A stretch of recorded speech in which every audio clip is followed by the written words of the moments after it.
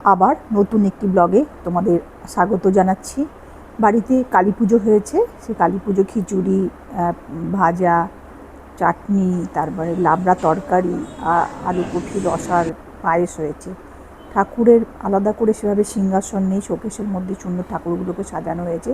ফ্ল্যাটে যতটুকু সম্ভব গুছিয়ে পুজো দেওয়া সম্ভব সেটাই করি। ঠাকুরের সমস্ত উপকরণ সব সাজানো হয়ে গেছে। একটুখানি মুড়ি, মোয়া, তিলের নাড়ু এই সমস্ত পাক দিয়েছি বাড়িতেই। বাইরের জিনিস খুব একটা এনে বাড়ির বাইরের জিনিস এনে আমরা কোনো সময় ওই মোয়া টোয়া পুজো দিই না, নিজেই করি। শরীরটা খুব একটা ভালো নেই, তবুও ঠাকুরের পুজো দিচ্ছি। মায়ের পুজো দিতেই হবে।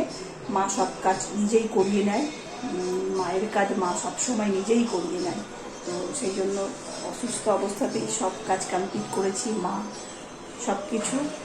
চাটনির জন্য যা যা লাগবে সেগুলোকে বানিয়ে নিয়েছি। তেল গরম বসিয়ে দিয়েছি কড়াইয়ে, সমস্ত ভাজাগুলো ভেজে নিতে হবে। লাবড়ার তরকারি করব, আর সব বানিয়ে নিয়েছি ভাজাগুলো। আর কফি আলু রসা হবে, আর সবজিগুলো রয়েছে সেগুলো দিয়ে লাবড়া তরকারি হবে। তোমরা পেজটাকে ফলো করো, লাইক করো, শেয়ার করো, আর ভালোবাসা দিও।